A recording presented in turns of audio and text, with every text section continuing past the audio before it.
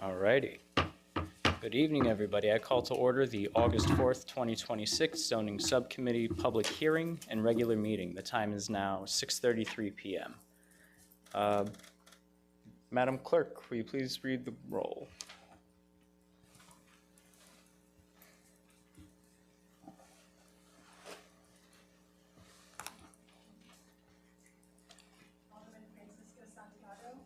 If you could just turn the microphone on, it's a face with a sound waves coming off of it. There we go.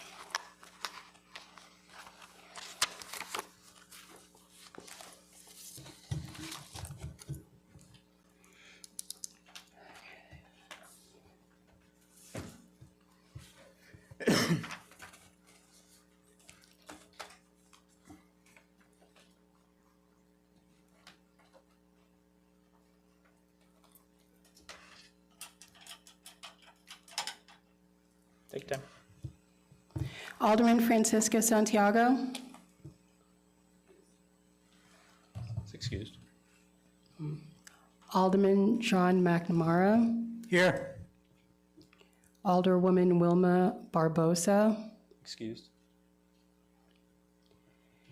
Alderwoman Luz Ortiz Luna. Here. Alderman Robert Smedley. Alderman Roy Centeno. Present. Alderman Matthew Malinowski. Alderwoman Jessica Vargas. Here. Alderman Nathan Simpson. Present. Alderwoman Dottie Delernia. Here.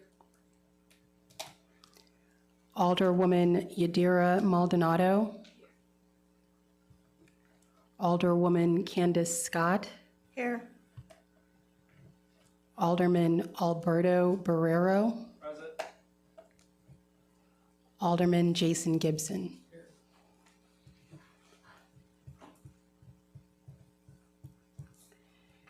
That's 10. You have a quorum. Thank you. And Madam Clerk, will you please read into the record the notice of the public hearing? Mr. Chairman, Alderman McNamara. I move that we waive the reading. Second. All righty. We have a motion to waive the reading, seconded by Alderwoman Ortiz Luna. All in favor of waiving the reading, please say aye. Aye. All opposed, nay.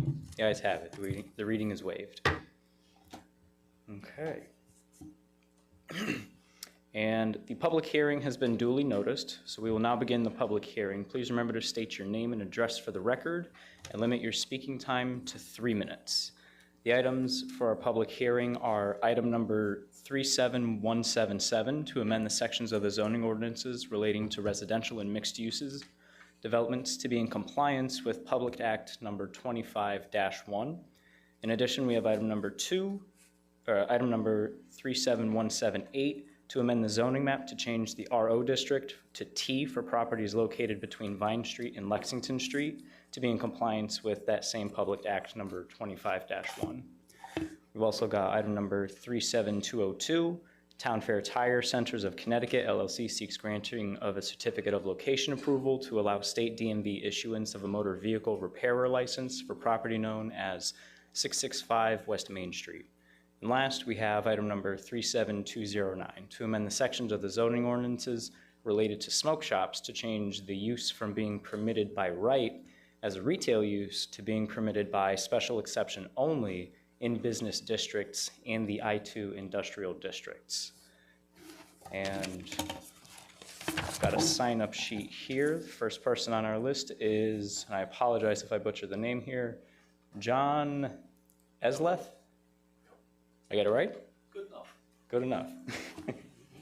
So you have 3 minutes. Please state your name and address for the record. And my name is John Eveleth. I live at 69 Lexington Street, and I'm here to speak on the second item, the conversion from RO to T on Lexington, and I wanted to speak in support of it.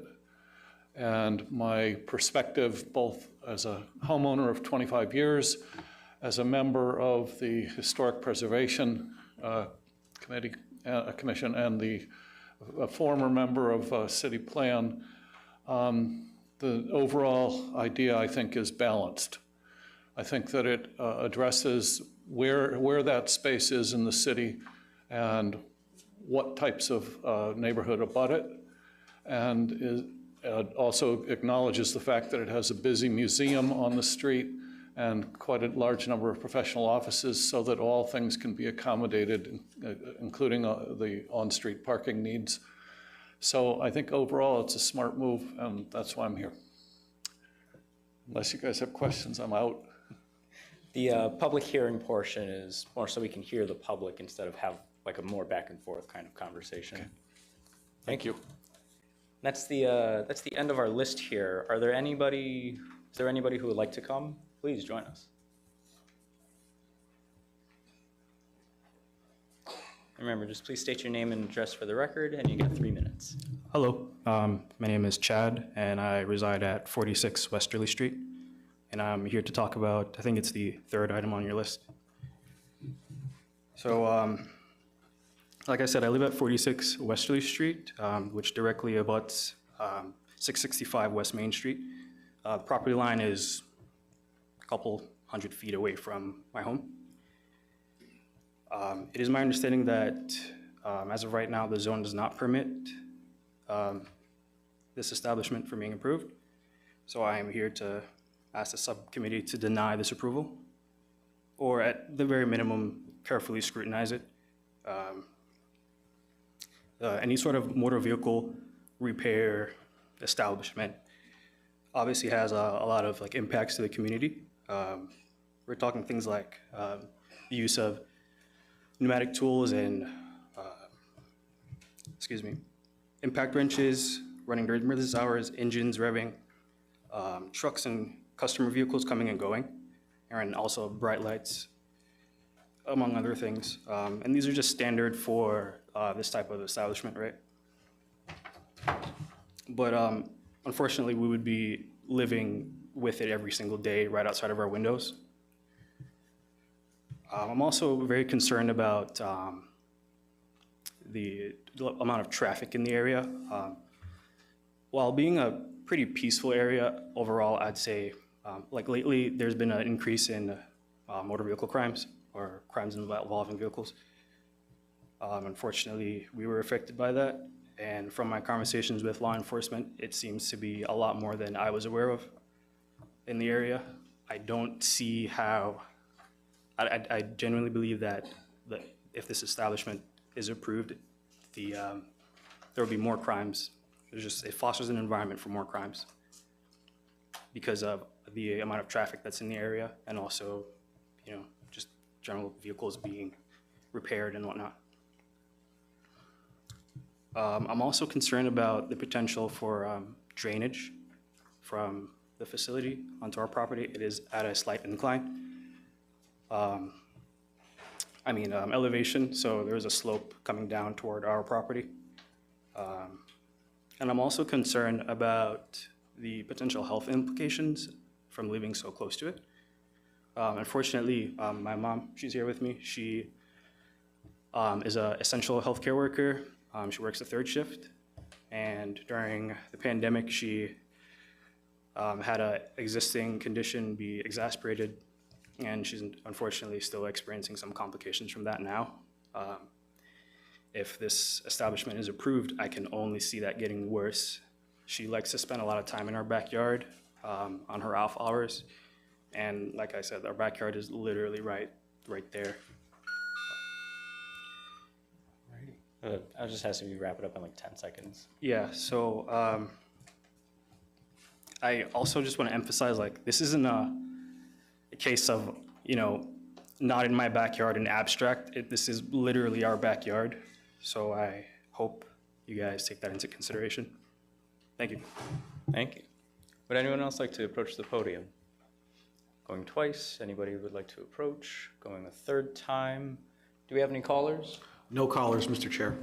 Alrighty, seeing no callers, seeing nobody coming to the podium, the public hearing is now closed, and we will move on to the regular meeting. The time is 6:42, and just for the record, at 6:40, Alderman Santiago had joined us and is now seated. Alrighty, so the first item on our agenda is item number 37177 to amend sections of the zoning ordinances related to residential and mixed uses to be in compliance with Public Act 25-1. May I have oh, I'm sorry. No, we're good here. Okay. May I have a motion for this item? Alderman Santiago. I make a motion to send to the council with a neutral recommendation, item number 37177. We have a motion to refer this back to the council with a neutral recommendation from Alderman Santiago, seconded by Alderman Barrero. And at this time, I'd like to call up Jeff Cormier to make a presentation and read into the record the City Plan Commission recommendation. Or Justin Dorsey, welcome. We're both here. Good evening, Council. Justin Dorsey, Director of Planning and Development. Jeff Cormier, City Planner. Just a couple things. So Jeff is going to give a brief presentation on items 1, 2, and 4. It's all wrapped up in the same presentation. Just want to clarify for item number 2. Item number 2 is not to be in compliance with Public Act 25-1, and Jeff will get into that. But we just wanted to clarify for the record that we don't necessarily have to do this to be in compliance with 25-1. And so, but yeah, the first one we are doing to, with the state law that was passed. And then item 4, Jeff will talk about some more, and then I will read all the city plan recommendations, but this is just the first part of it. Because with any zoning change, everybody's grandfathered in, so you can't do anything about existing businesses. But what the health department is working on, and you'll probably see this in a future meeting, is a licensing through the city for these businesses. So that will be our mechanism of enforcement through there. So we have more stuff coming down the road for that. So I'll turn it over to Jeff to go over his presentation that he put together.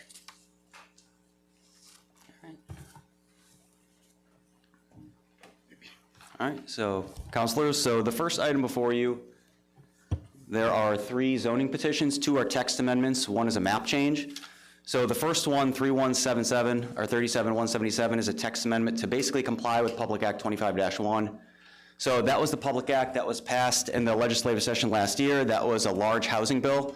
And a couple of the main things that it did in terms of the zoning end of it is that it required all towns in Connecticut to make some changes to the regulations. So those changes are basically that every town has to allow this new designation, something called transient community middle housing, which is defined as basically any housing between 2 and 9 units. So you have to allow that, as well as mixed use development on any lot that is zoned commercial or mixed use. And you have to allow it by something called the summary review. Summary review, by the definition, is basically it means it's permitted. So any use that you see in the zoning ordinances, if it's a permitted use, it still has to meet dimensional standards like lot size, coverage, stuff like that in the district, but the use itself is permitted. So that's what summary review really means.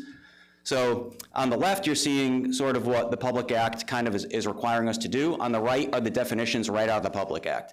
So transit community middle housing, like I mentioned, is any type of housing between 2 and 9 units. I showed you a couple examples of pictures. So a duplex, a perfect 6, even an 8-unit mixed-use building, those are all classified as transit community middle housing. The one on the right, the mixed-use building, would also be classified as a mixed-use development because it contains residential and non-residential components in the same building. So basically, we have to allow both of those types of uses on any lot that is zoned commercial or mixed use. So about half of our districts in the city are commercial or mixed-use districts, not the ones like the S1, S2, S3, those are low-density, only single-family. You get like our transit-oriented development districts, the downtown, central business district, those are all mixed-use districts. So luckily, our regulations, we allow a variety of different housing types already. So this isn't like, some other towns would have to actually introduce these new housing types. This was really an effort in reclassifying and working within our existing framework that we already have for a lot of these. So we permit, 2-family, 3-family, multifamily, we permit it in many different districts. So what you're seeing on this next slide is really on the left, some of the existing residential uses. You're seeing we have designated 2-family, 3-family. I had a typo in the presentation that's probably in front of you. It said multifamily is 4+. It's actually defined as 3+ in our ordinances. So there's a little bit of overlap between that and 3-family. But in any case, The uses on the left are ones that are existing in our regulations, and in order to make those fit and be compliant with the state law, the new classifications on the right are basically gonna take over. So you're gonna have transient community middle housing, and what gets wrapped into that are 2-family, 3-family, and some of those multifamily, because obviously anything between 3 and 9 units would still be considered transient community middle housing. Anything over that, 10 units or over, is gonna fall into a classification of large multifamily development. So that's why you see the double arrows from multifamily. Some is gonna fall under transient community middle housing, some will fall into a larger category of our large multifamily development. On the bottom, you kind of see pictures of those. So a 3-family, a 6-unit, that's kind of to give you an example of what is transit community middle housing. As you move to the right, Springwood Gardens, that's on Allen Street. There are 3 buildings, each containing 22 units, so there's about 60 units on that property. And that would be a good example of like a large multifamily development. So you can kind of think about them a little differently. On the right, you're looking at 222, which is the Assembly Room right downtown. That's an example of mixed-use development. It's residential over non-residential, which is retail, a restaurant, could be services, anything like that. So those are kind of the examples, and what this was really doing was taking our existing uses again and reclassifying them to meet the Public Act. So this table basically shows all residential uses in the city. So on the top, you're seeing existing uses. You know, we have 1, 2, 3 multifamily, garden apartments, which is a certain style, condominium, townhouse, those are all certain styles of housing. Anything that you see as green is not being changed or touched by this proposal. Those are gonna remain as they are, no change. On the bottom, you see the new use classifications. And what this is really meant to show you is that the X's on the top show you where those uses are permitted. And basically those carry over to the bottom, so you just see how they're allocated in the different zones, so, or in the different uses. So if you see, you know, for example, A3 has, you know, we permit 2-family, we permit 3-family, and multifamily, which is 3 and above. Now you look down at the bottom, A3 that's gonna fall under transit community middle housing, and large multifamily will be a special exception, or not in A3, but in other districts where we had multifamily as a special exception, we're just keeping it as special exception. So very few changes in terms of to the districts themselves. If you look at the box in the middle, the dotted box, those are where the most changes are actually occurring. So along the top, you see the designation, which kind of groups our districts. So the S1, S2, S3 are really the single family districts. You have multifamily, mixed use, and commercial. Mixed use is office and professional buildings, residential office, B1R. But once you get to commercial, B1 and B2, those did not permit currently. They don't permit any type of housing. B1, if you think about West Main Street to the Plainville line, down that stretch where you have strip mall, lots of parking, auto-centric type building, that's B1. B2 is really like West Farms in the shopping center up there. It's a shopping center district. So those which did not formally permit housing now are required to permit the transit community middle housing. So that's why you see those in the middle on the bottom. The X's are there. That's going to be permitted there because it has to be, but it formally wasn't. So that's probably the biggest change that you would see going forward. Everything else was sort of just reclassifying it. On the bottom, I just put an example of the typical text you would see if you actually went through the text petition. You see district by district. A lot of those changes were crossing out, like where it said 2-family or multifamily or something that's not going to exist, and it was being replaced with transit community middle housing, subject to the summary review section, which I've added at the end. That was all text right from the statute, so we're consistent. And then also a lot of places you saw mixed use development, permitted uses, you can have mixed use with the permitted uses under that district. So we sort of have our district called apartments over non-residential that's existing. That's essentially a mixed use designation. That means you have apartments over retail or service or something. So that was a pretty easy fix to just make that called mixed use development, because that's exactly what it is. So for this petition, are there any questions or anything? I don't think I had any more slides on this one. Just for summary. So these changes now, basically areas formerly purely dedicated to businesses, now you can have some sort of residential development, and we're now incorporating essentially what's middle housing for city planning. Yes. Thank you. Alderman McNamara. I think Mr. Eberlith actually answered a question I had, which was some of this, there are historic buildings in this area as well. in terms of in terms of, That's near the a park. separate petition, but yeah. But it is compatible, this new classification that gives more flexibility in terms of what could be put. Can you restate the beginning of that? Well, the term community middle housing is the concept you're introducing here.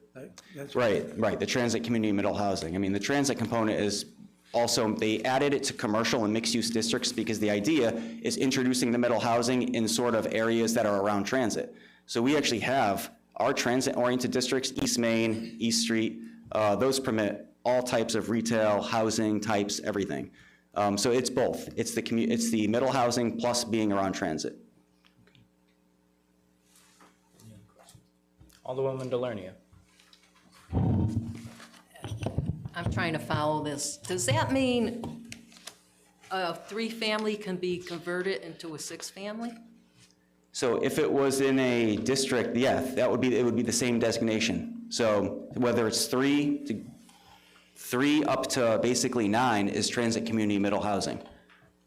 So if you look at the pictures there, a 3-family, it's based on, let me correct that. It could if the density allows it. So you still have to meet the dimensional standards of a district.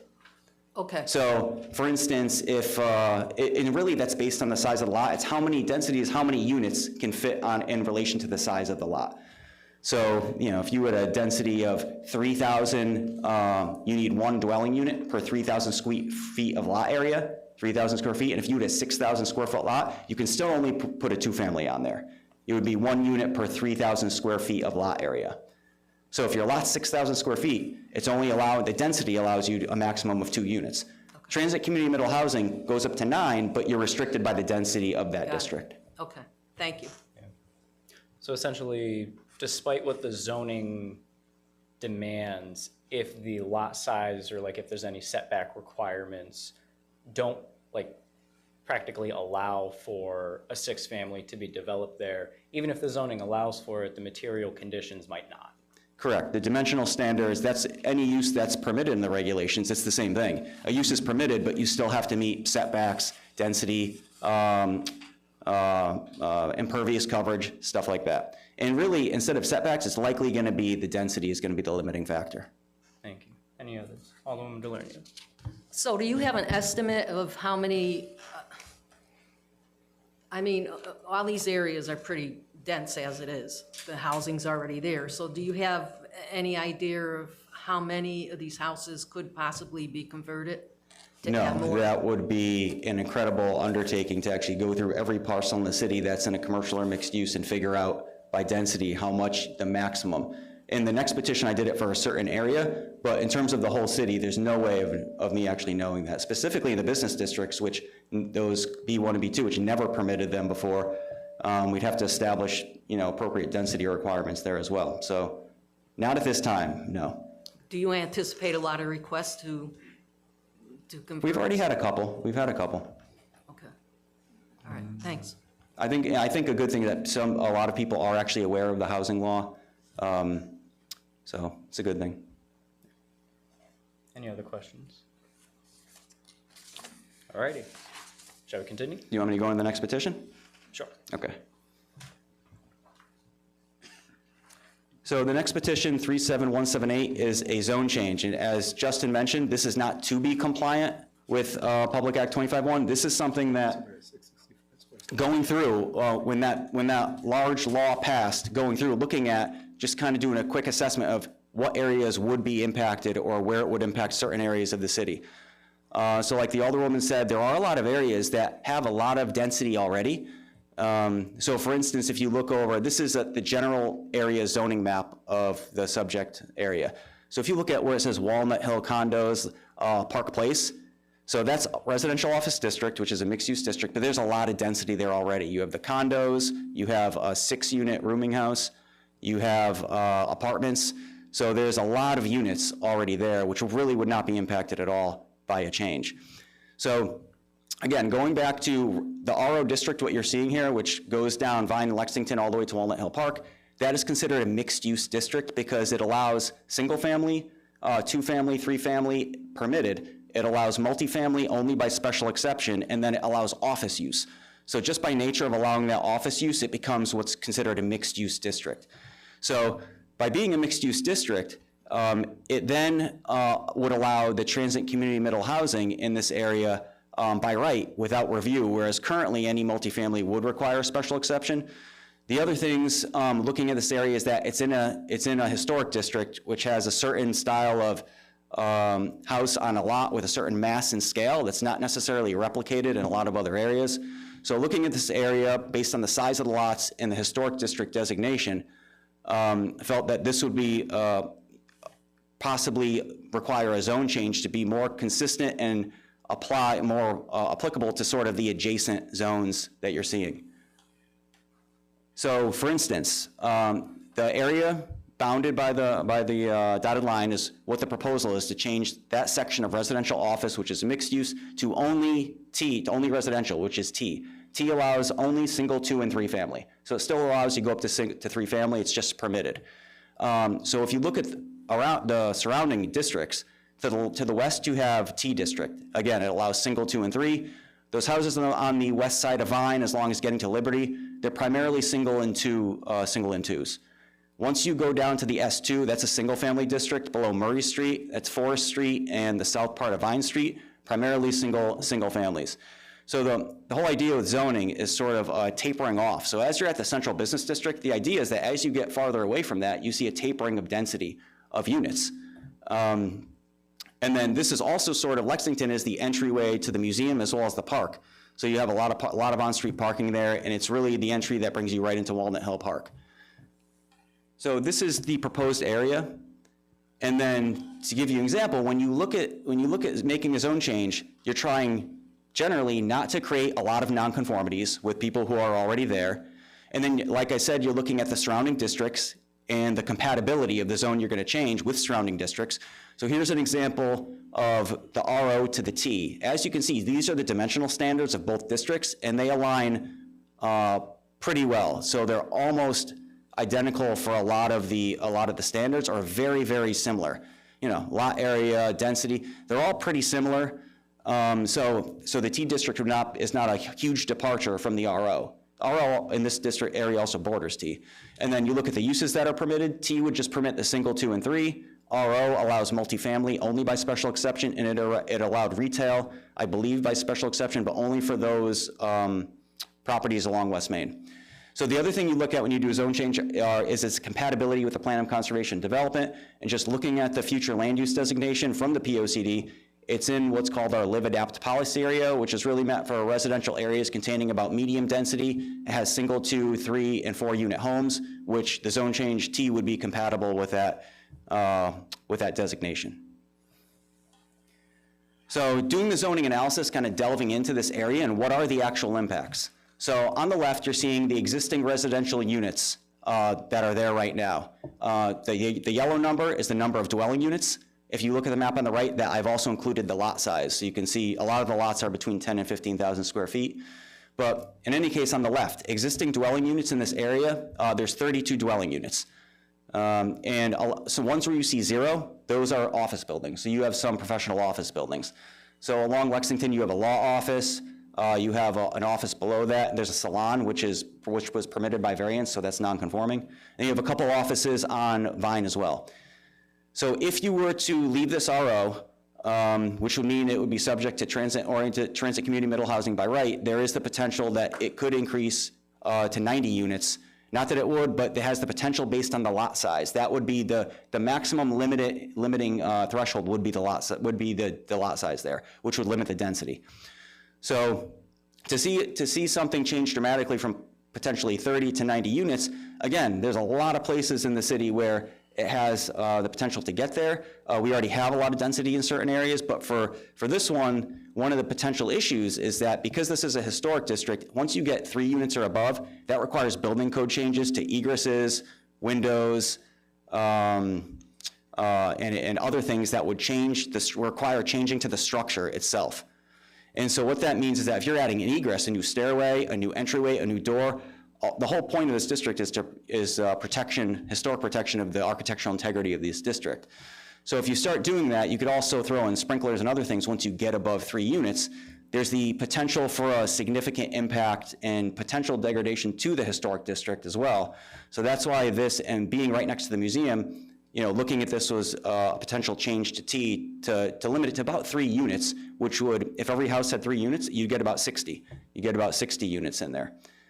So under T, if it's changed, you can still do up to 60 in this area, but it wouldn't potentially get up to 90 and require the sort of structural alterations that could negatively impact the historic homes there. And so to give you an example of that type of density, if you look at West Pearl in the Central Business District, West Pearl South, just that similar sized area, that's a similar level of density that would be introduced if there were potentially 90 units in this area that were permitted by right. So ideally, like I said, and I kind of put up there the different types of uses you see in these areas. So obviously Central Business District, high density, lots of housing. As you move west of that, you have some RO, but that's really high density RO because it's bordering the CBD. You have 2, 3 family multi-pair, you have normal school in there, you have the condos. And then as you go west, down West Main Street, you have Park Place, which has a little bit of density, and it starts to drop off. So planning-wise, it seems to make the most sense that you wouldn't want to reintroduce the same level of density in the CBD that you have, or reintroduce it to this area that exists in the CBD. And then I already noted that the larger lot size would accommodate, higher density, higher number of houses, and then it would also require the significant alterations to those protected properties. So looking at a parcel by parcel analysis, this slide contains, if the change from RO to T, what becomes non-conforming. So on the left,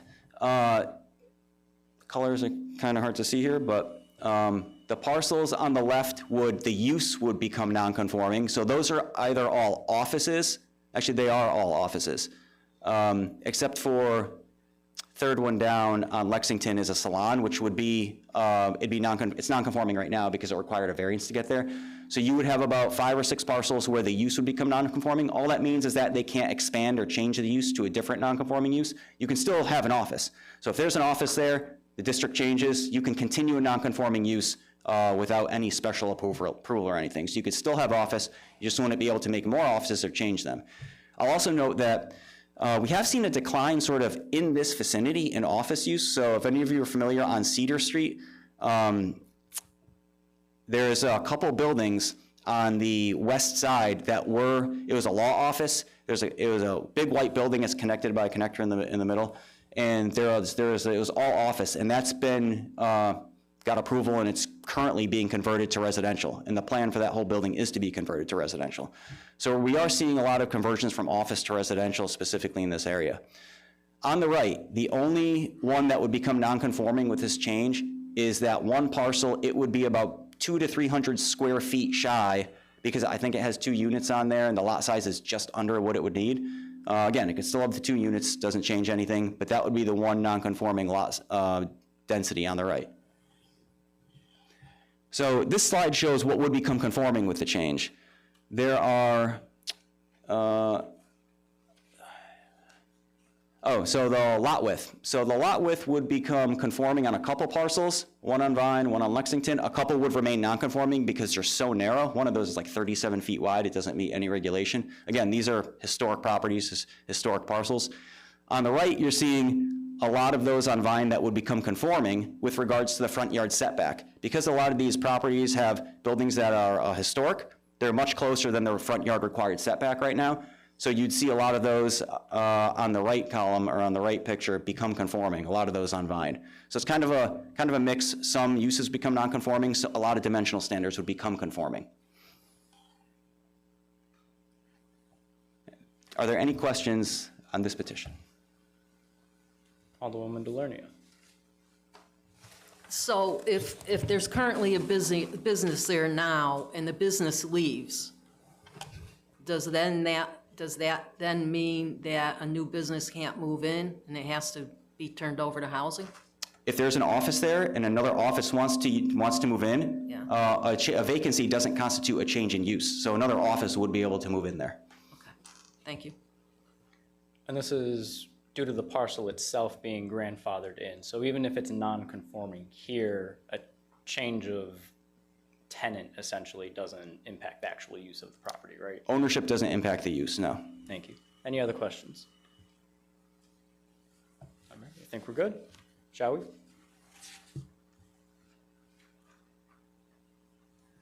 The next petition, 37209, is regarding smoke shops. And so currently, we have a broad definition of smoke shops in the city. So what you're seeing on the top are our existing regulations. Definition is really just a smoke shop or tobacco store is a retail establishment dedicated to the sale of tobacco or nicotine. That's kind of all it is, pretty broad. It's permitted currently in any retail district. It's just permitted as a retail use. There's no special requirements. So if you can have a retail store there, basically you can have a smoke shop. And we do have a safeguard, which basically says you can't locate within 3,000 feet of another smoke shop or a cannabis retailer or within 100 feet of a residential district or school or church. So that's what exists now. However, it's really just permitted as a retail use. And basically it would take us to go out and say, are you 3,000 feet from another one? So there's no special requirement to have one. On the bottom, the proposed regulation, what you're seeing, it basically adds a threshold, a floor area threshold to what defines a smoke shop. So that would be added to the definition. So anything where you are devoting 10% or more of your floor area to smoke items, and I listed a whole bunch of them because a lot of towns actually listed them out, that would be considered a smoke shop. So we would then have a real classification for it. The next one down, it'd be permitted only by special exception in certain business districts and one industrial district. That's B1, B2, B3, CBD, and I2. So special exception means you have to go to ZBA. It requires a public hearing. And then lastly, we're gonna keep the same safeguards, only add in hours of operation. And just note that this hours of operation was really meant to just be in there as a placeholder. You'll hear in the city plan recommendation that they were in favor of having hours coincident with package store hours. So I believe that was, it's in the city plan recommendation. So they thought it would be best to have just the hours of operation the same. So what we're trying to do is really establish regulations where we could actually, enforce things, and also because this is not the best public health use, as you'll see, I have in some later examples. So existing smoke shops, if you just Google smoke shops in New Britain, what's gonna come up is probably this map. It has about 20. These are only smoke shops that are representing themselves as a smoke shop. This does not include gas stations, convenience stores, who are also selling the same stuff, okay? So, and here's examples of the ones we have, like some of them, one on the top has a picture of cannabis. They actually aren't legally able to sell cannabis, but you're just getting a lot of marketing to underage kids, which they're not supposed to market to people under 21. And so that's what we have right now. The next slide here, you're gonna see the yellow. Those are businesses that we received the list from Department of Consumer Protection. Those are businesses in the city that are licensed to sell the electronic nicotine delivery services, that's vapes. So what you're seeing here, these are mostly gas stations, convenience stores, all the other stuff that isn't like defined as a smoke shop, but they're all selling the same stuff. The other thing that you'll notice on here is that out of our, let's say, 20 smoke shops we have, which are all selling vapes and everything else, only 6 of them are actually licensed to do that. So, and I will say also, myself and the zoning official, this is probably one of the top requests we get all the time. Someone calls, hey, I want to open a convenience store. Is it a convenience store or is it a smoke shop? Oh, I can't do a smoke shop. So it's all, people just try to say, I'm doing a convenience store, and then they might open as one, and then it morphs into more of their floor area just becomes smoke shop items. So this is an example from New Haven. There are several communities we looked at in crafting this ordinance, the definition and everything. We looked at I think I have a list of about 10 different definitions we looked at. Most of them did it through a floor area ratio. Here's an example of New Haven. This was one that was clearly marketing to kids, Vapes Are Us. They're selling THC candy bars and Häagen-Dazs ice cream, all which contains THC amounts way over what the state requirements are. And so at that time, October 2025 is when New Haven created not only they didn't change their zoning ordinance, they also created the license that Justin talked about. Their health department has a license for smoke shops. So you have to get that first. There's a fee. It requires an annual renewal. And so what they did, they created the license, and then they revised their regulations as you're seeing below. You got to get a license from the health department, 1,000 feet from school, park, other stuff, 3,000 from another retailer. They have very detailed signage requirements. And then lastly, their hours of operation were not between 11 p.m. and 6 a.m. But that was just to give you an example. I know Bristol also has a health department license, and if you just Google smoke shop and regulations, you will see almost every town is having challenges with regulating these. I think I mentioned at the time New Haven, when they adopted these, they counted 190 smoke shops as of October 2025 in their city.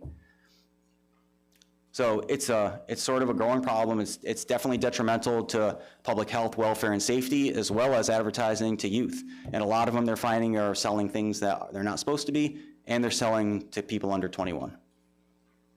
So the idea here was to create a regulation that could be enforced.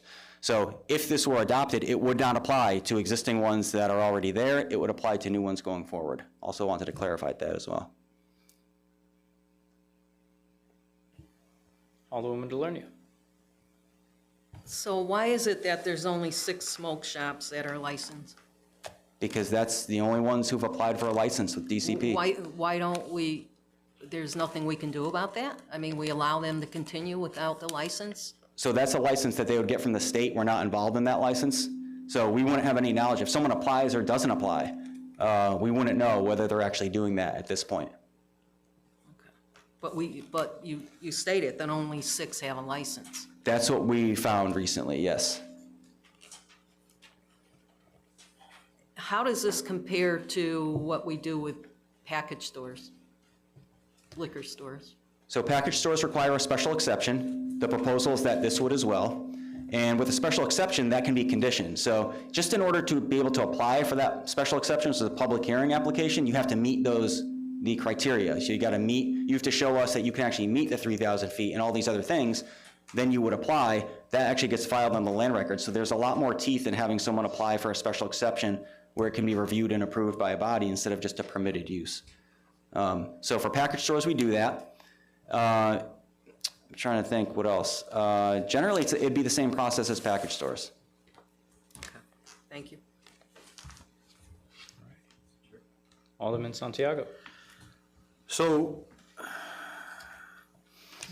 this would be including bodegas, gas stations, because again, you're saying 10%, correct? So basically all stores, grocery, bodegas, you want to call it, or little markets, and gas stations basically have over 10%. If they do, right. So I can give you an example. The new one built at Corbin and West Main, that gas station they rebuilt, we did a site visit when it was done, and most of their vape and smoke items were behind the register, and you can calculate that. That was less than 10%. We actually did it just as an example to see. So as long as you're staying under the 10%, then you would not be classified as a smoke shop, and you can still sell those items.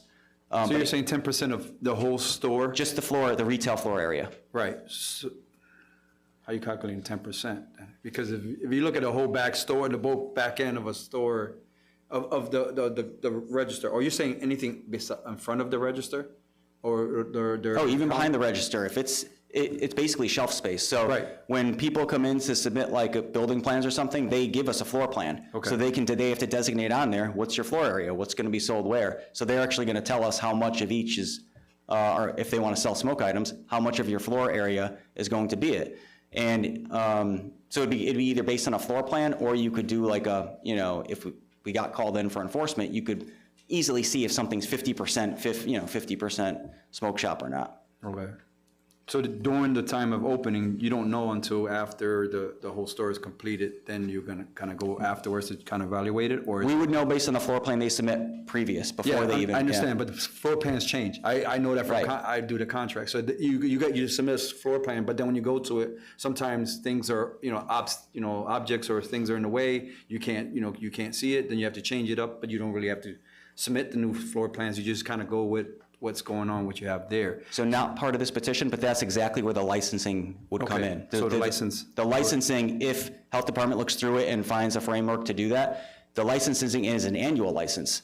So health department, you have to get that license once a year, which requires an inspection once a year.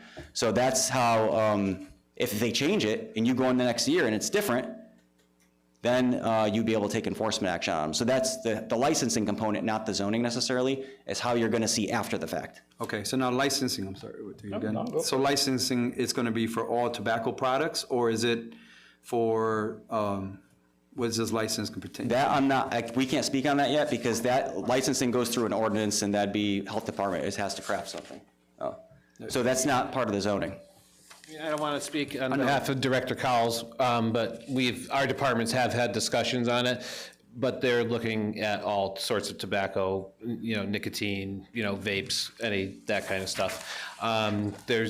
You guys will have some back and forth discussions on it, I'm sure, because, we just went with the package stores and made them get licensed. Right. So discussion is like now the package stores that also happen to sell cigarettes are now going to have to come for another license. So there's discussions on how to go about doing that.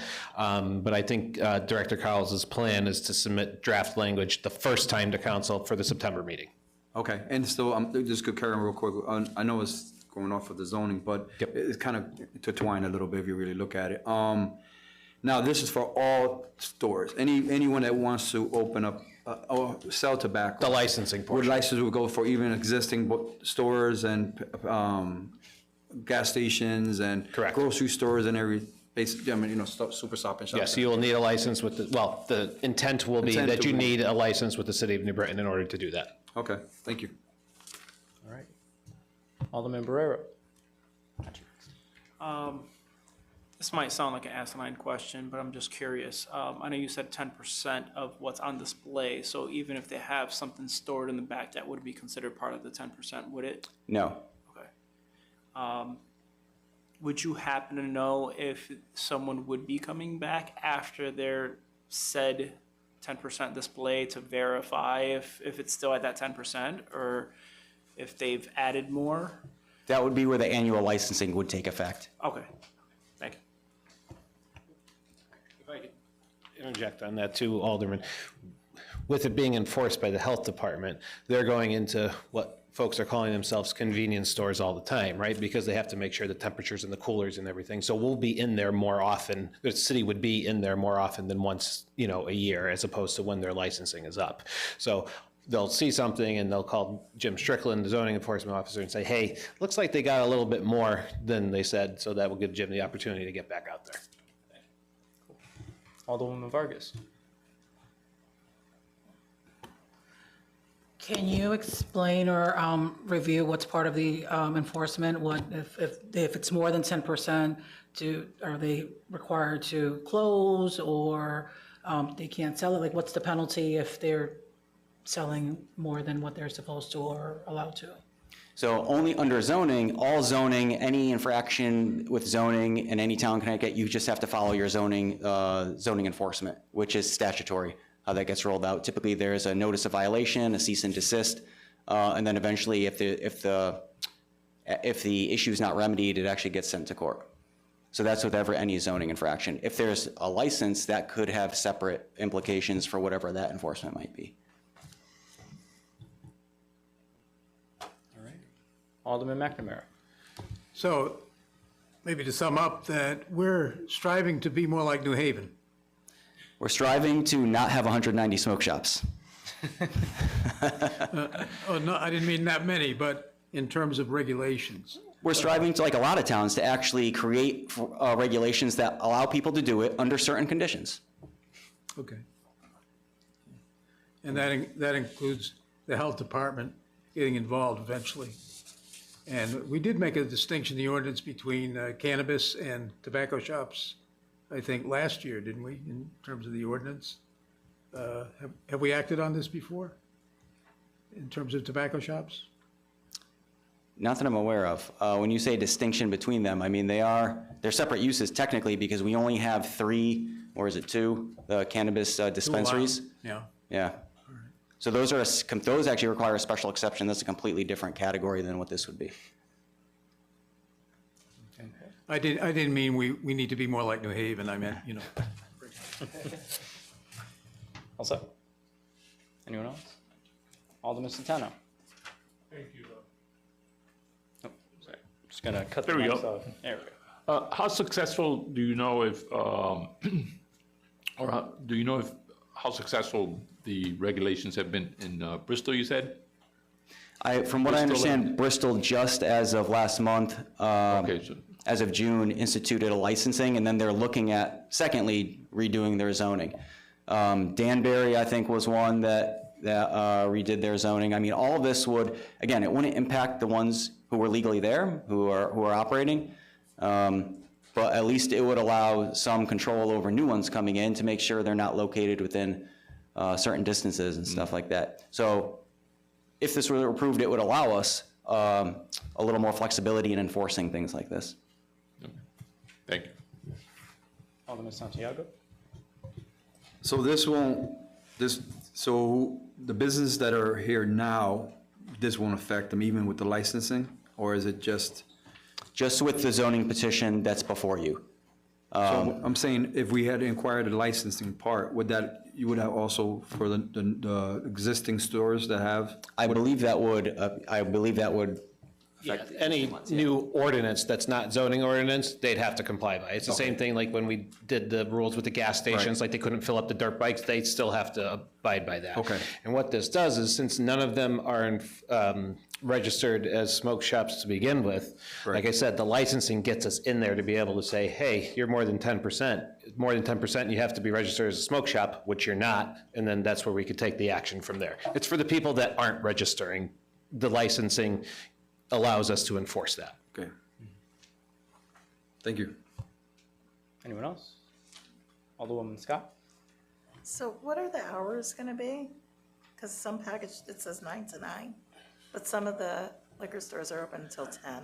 Yeah, so ultimately, it's up to this body. So the way the petition was written, it was written as 9 to 9, but that's just because we put it in as a generic time. The City Plan Commission, you'll hear in the recommendation, they suggested following the package stores, which is Monday through Saturday, 8 to 10, Sunday, 10 to 6. And again, that's up to you guys, but you guys, council will walk you through on how to amend the petition to do that later on. Anyone else?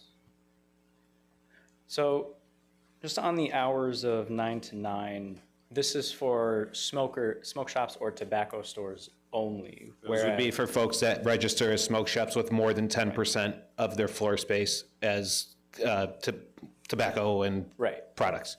I'm saying the 9 a.m. to 9 p.m. would be consistent with what we changed the operating hours for cannabis distributors, right? I believe that's what. It was like 7 to 7 before. Yep. And then we had changed it to 9 to 9, right? Interesting.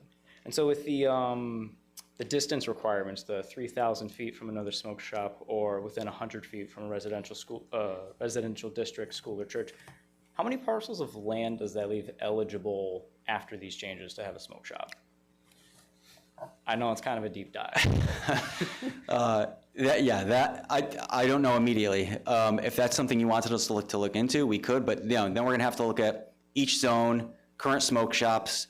If you look at the map right now, distance from existing ones, 3,000 feet, probably not a lot of area that would be left. 3,000 feet, you're at about half a mile, so. Because the map you're looking at, it's not just 3,000 feet from any of those black dots that have the existing ones, it also has to be in one of those zoning districts. Mm-hmm. So I don't have short answers, I don't have that answer for you right now. Is the 3,000 feet, is that a radius or going by 3,000 feet of road? Radius. Cool. Thank you. Anyone else? Alderman Santana. Thank you. Mike today. All right, there we go. Schools, daycares, does that count as schools?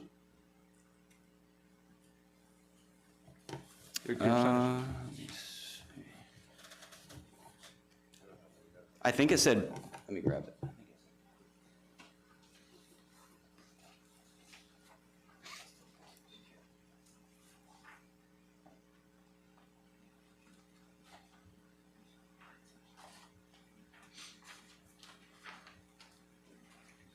Just want to see the exact wording. Typically, it would not, because you could have, unless it explicitly says daycare. It says a public or private elementary or high school or religious institution. So that would not be a daycare. only because as far as with the, I know for a fact, the liquor store at Clinton? Yes, Clinton and Corbin. And then you have HRA, and there's a daycare there. And I know that's not they're not separated by 3,000 feet. That package store, though, Alderman, was there before HRA moved in there full-time. HRA went there. Yeah, but if I stand correctly, the daycare center's been there for a long time. I remember when Christina's package store was on Burridge Street, and then it moved, because it used to be in like the little front of a house. Yeah. And I want to say probably like 1995. Yeah. But you're saying that daycares are not included in this? No. Can we add it? Would you like to put an amendment? Oh. The only problem with that is that you also got houses that are daycares. So then you're isolating basically the whole city, because we just added allowing the daycares to be in homes, which means anyone could do it in a block away from it, and then now you're kind of screwing that, because daycare is going to be at home now. So you're not, it's not one building. It's anywhere. So it's kind of hard you want to do a package store and try to do a daycare. And remember too, Alderman, this isn't just anybody selling nicotine product, right? This is anybody that's explicitly going to be designated as a smoke shop, which means more than 10% of their floor plan.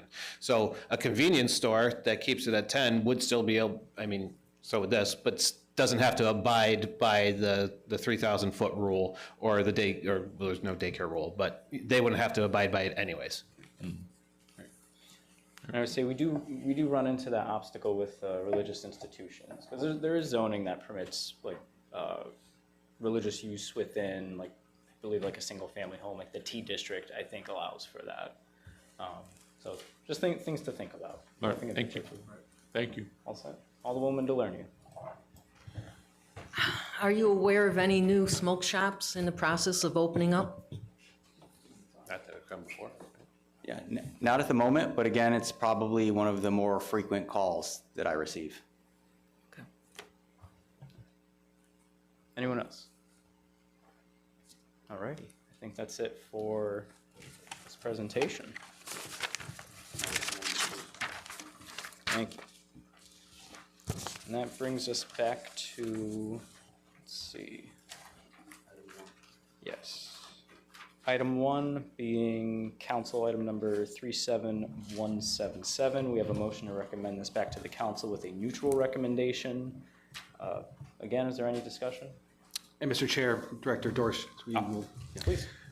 Item 37177, recommendation from the City Plan Commission. The City Plan Commission recommends approval of the zoning text amendment. The revisions are generally considered a reclassification of existing uses to comply with the Public Act and result in minor changes to most districts. Business districts that did not permit housing will now allow it by summary review. This proposal establishes new terms as defined in the Public Act and make the necessary revisions to the zoning ordinances. John Valengavich, Chair. Thank you. Alderman McNamara? Has a motion been made, Mr. Chair? Motion's been made, yeah. Okay, well, I'll just re-second it. Thank you. All righty, seeing no further discussion, all in favor to refer this back to the council with a neutral recommendation, please say aye. Aye. All opposed, nay. The ayes have it. Motion carries. Item number 2, we've got item number 37178 to amend the zoning map to change the RO district to T for properties located between Vine Street and Lexington Street to be in compliance with Public Act 25-1. May I have a motion? Mr. Chair, Alderman Santiago. I make a motion to accept and refer to the full council with a neutral recommendation, item number 37178. Thank you. We have a second from Alderwoman Ortiz Luna. And at this time, I'd like to call up Jeff Cormier or whoever has the to read into the record the City Plan Commission recommendation. Thank you, Mr. Chair. The City Plan Commission recommends approval of the zoning map amendment. As a mixed-use district, the RO permits developments of 2 to 9 units by right in area that predominantly has single and two-family houses. Additionally, this area is located in the West End Historic District that is meant to preserve the architectural character of the neighborhood by limiting alterations to protect buildings. Rezoning this area to T District permits and uses and density that are compatible with the surrounding area as provided in the Plan of Conservation and Development. John Valengevich, Chair. Thank you. Is there any discussion on this item? This is the essentially middle housing piece. All right, seeing none, all in favor to refer this to the council with a neutral recommendation, say aye. Aye. All opposed, nay. Motion carries. Up next, we've got item number 37202 regarding Town Fair Tire Centers of Connecticut LLC seeking granting of certificate of location approval to allow state DMV issuance of a motor vehicle repair license for property known as 665 West Main Street. May I have a motion? Mr. Chair, Alderman Santiago. make a motion to accept and refer item number 37202 to the council with a neutral recommendation. Is there a second? We have a second from Alderman Barrero. And at this time, I'd like to call up Director Dorsey to read into the record the City Plan Commission recommendation. The City Plan Commission recommends approval of the certificate of location application. Town Fair Tire commonly locates in Business Plaza and performs limited repair services related to the retail tire sales. This location provides a larger buffer area from residential uses to allow a more substantial landscape buffer. John Valengevich, Chair. And Mr. Chair, if I may, this item went back to ZBA, I want to say December or January. The ZBA approved this with the conditions that kind of address some of the concerns that the gentleman spoke of earlier. The tire enclosures shall be constructed in concrete block, pitched roof, and screened by 2 rows of arborvitae spaced on at 5 feet on center. The garage bay doors should be shall be closed when vehicles are being worked on to mitigate noise and to the adjacent residential uses. The application shall complete the site location approval process with the council, which is what this is right now. So that's a condition of them moving in there as well as determined by the ZBA. So. Alderman McNamara? So to address that concern, it was at Westerly Street, there's a buffer now between there, and this is a lateral move for Town Fair because they're in the New Bright Plaza. So the sensitivity of the residential street next door has been addressed in the required approval. Thank you. And correct me if I'm wrong, 665 West Main Street, this is the plaza with Stop and Shop, correct? Webster Bank. Where in this plaza is this planned to go? Mr. Chair, if you'd like to invite the applicants up, this would be the appropriate Absolutely, time. please. Good evening. My name is Jim Rotundo. I'm a licensed professional engineer with Pereira Engineering, with our office is located in Shelton, here representing Town Fair Tire for the application before you. Also with me tonight is John Wipachowski, who is the Director of Real Estate and Development for Town Fair. This is, excuse me, the Town Fair Tire store is going to be, if you're entering the site from West Main Street, there's an outbuilding on the right-hand side. Mm-hmm. So it's located in that building. As you're going in, it's on the northerly end, the second storefront in. Just a little background on Town Fair, if I may. Town Fair is strictly a tire retail store, and they provide services for the installation, balancing, and wheel alignments of tires. There are no other auto repairs that go on. They don't do oil changes, auto body repairs, brake jobs, front-end work. It is strictly selling tires, installing tires, balancing, and wheel alignments. The hours of operation that are proposed for the store are Mondays 8 a.m. to 7 p.m., Tuesday through Friday 8 a.m. to 6 p.m., Saturday 8 a.m. to 4 p.m., and they will be closed on Sundays. All tire displays are inside the store. There won't be any portable display carts outside of the store at all, so everything's inside. Also, there will be no storage of vehicles overnight, whether inside the building or outside the building. So it's strictly people come in, they get their tires installed, balanced and aligned, and then they leave. To the rear of the building, we do have our tire shed. As was mentioned, we are screening it with the double row of arborvitaes, which was a condition of the ZBA and Planning Commission recommendations also.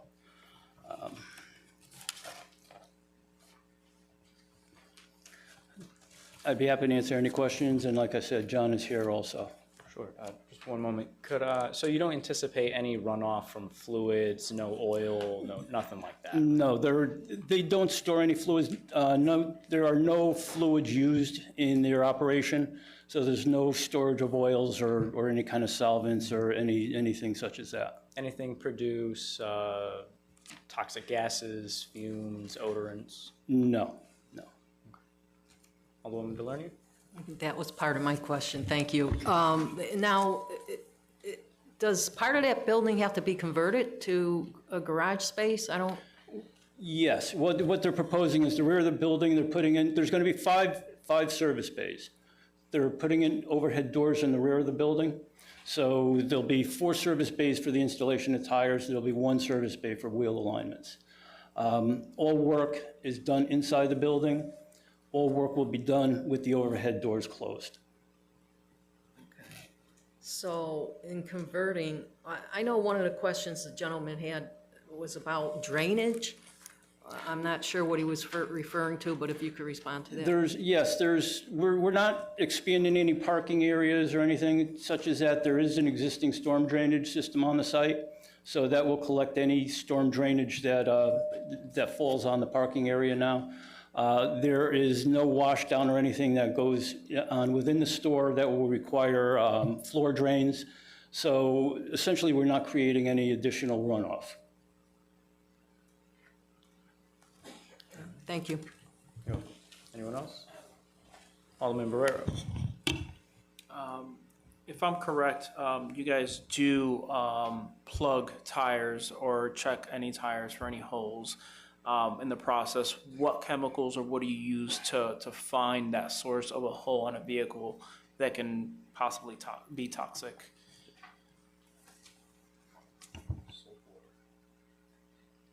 John Wipachowski, East Haven, Connecticut, Town Fair Tire. So anything that's stored in the store is household quantities, and they use soap and water really in a barrel to see where the hole is, and then they just use some contact cement and vulcanizing, but it's really small. It's household amounts. It's not that. Okay, I just wanted to verify. That way we can just get that question out of the way just in case. Thank you. I have one more. Go for it, Alderwoman Delarnier. How do you dispose of the tires? Do they stay on site for a period of time? Yeah, that's the reason for the tire shed. The old tires are stored in there and they're picked up on a weekly basis, but they're enclosed. You can't see them. We have a roof over it. It's surrounded by the arborvitae, double row of arborvitaes, and there's a good slope. Okay, thank you. Anyone else? All right. You know, Alderman Centeno. Yeah, just exactly where is, I should know this based on the map. What building is there now? It's between the Magic Laundry and the Subway. Oh, okay. Magic Hat Laundry and Subway. Yeah. Webster Bank's on the end. Yep. Thank you. Anyone else? Alderwoman Scott. I just want to say thanks because you guys fixed the tires. Like if you need like checking your air pressure or something like that, it's come in handy for me. Are you guys still going to be able to do that? Like will you have like that back pull up at the new location where people will be able to just kind of pull up and? Well, they'll pull it in the building. It'll be inside, Yeah. all of it. Wow. Yeah. Okay.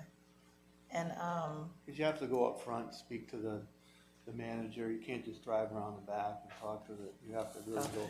They require like a service ticket. It's just for insurance purposes and everything. They just want everything, up and up. okay.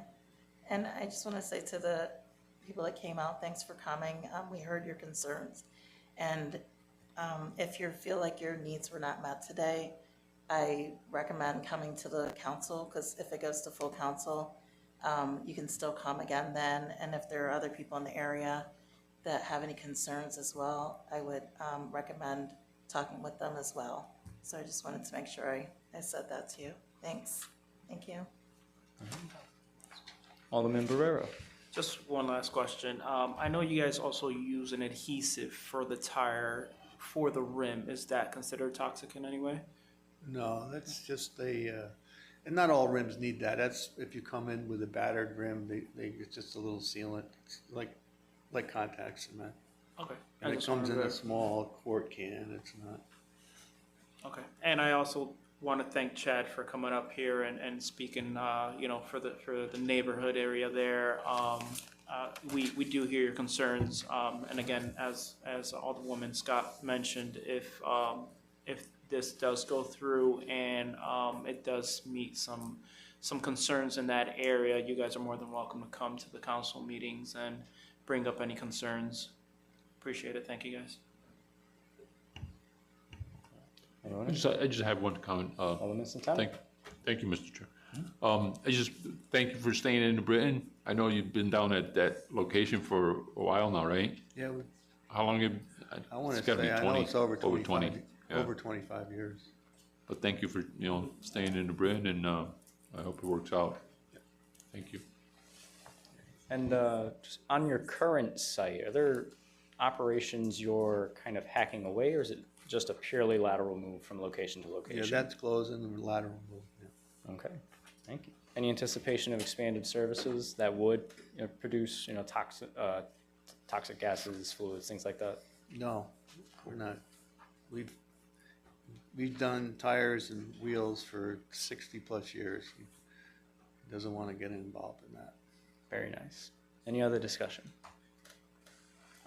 All right, seeing none, all in favor to refer this to the council with a neutral recommendation, please say aye. Aye. All opposed, nay. There's one nay? Okay, with 1, 2, 3, 4, 5, 6, 7, 8, 9, 10 members. I'm gonna count that as 9 yeses, 1 nay. And let's see. Next up on our, the motion carries. Next item on our agenda is item 37209 to amend sections of the zoning ordinances related to smoke shops to change the use from being permitted by right as a retail use to being permitted by special exception only in business districts. May I have a motion? Mr. Chair, Alderman Santiago. make a motion to accept and refer to the council with a neutral recommendation, item number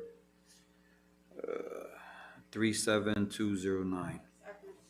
That was just a refer? With a neutral recommendation. Neutral recommendation? Yes. Gotcha. And Alderman Ortiz Luna, do you want to second that? Thank you. All righty. At this time, I'd like to call up Jeff Cormier or Justin Dorsey to read into the record the City Plan Commission recommendation. Thank you, Mr. Chair. The City Plan Commission recommends approval of the zoning text amendment. The proliferation of smoke shop has become potential to negatively impact the public health and welfare of the residents, and more specifically, the city's youth population. This amendment refines the definition of a smoke shop by incorporating a threshold based on size of retail sales area and only allows the use by special exception in certain business districts and industrial districts. The Commission recommends the hours of operation for smoke shops be limited to the same as package stores, Monday through Saturday, 8 a.m. to 10 p.m. and Sunday 10 a.m. to 6 p.m. This furthers many goals in the Plan of Conservation and Development, including promoting public health and the well-being of residents. John Valagevich, Chair. Thank you. Mr. Chair? Alderman Santiago for discussion. I'd like to make a motion, I'd like to make a motion to amend the item number 3702 of 370-40.40.310.220 to remember what the recommendations of the committee had, which were, that's the last one. Last part of the, last part of the. And Mr. Chair, anticipating that amendment, I think the way it'll go is we're going to strike after where it says between, so strike 9 a.m. and 9 p.m., and we're going to replace it with 8 a.m. and 10 p.m. Monday through Saturday, and between 10 a.m. and 6 p.m. on Sunday. Correct. Thank you. Corporation Counsel, can you just restate the change? Sure. We're going to strike 9 a.m. and 10 p.m., and we're going to replace it with 8 AM and 10 PM, Monday through Saturday, comma, and between 10 AM and 6 PM on Sunday, to conform to the city plan recommendation for hours. Hold on, you know what, I would probably recommend, I'm sorry, every day for the time. Because again, even, I know it's a package store, but it isn't a package store. It really isn't a package store. It's still convenient for individuals, like anybody that is smoking. They're not gonna stop at 6 o'clock to stop smoking. So I'm sorry, I would recommend the 8 AM to 10 PM all day, every day. All right, Monday, all right. Sunday to Monday. All right, Alderman Sundays. Santiago, so that makes it a lot easier. Yes. So we're just going to strike 9 AM and 9 PM, and we're going to simply replace it with 8 AM and 10 PM. Yes, And that's for all 7 days of the week? yes. Beautiful. We have a second from Alderman McNamara. Any discussion on amending this item? All right, seeing none, all those in favor of the amendment, say aye. Aye. All opposed, nay. Motion carries. Back to the item as amended. Correct. Any discussion? All right, seeing none, all in favor of referring this item back to the council with a neutral recommendation as amended, please say aye. Aye. All opposed, nay. Motion carries. Motion to adjourn? Is there a second? A motion to adjourn from Alderman Santiago, second from Alderman Gibson. All in favor, please say aye. All opposed, nay. The ayes have it. We are adjourned at 7:49 PM.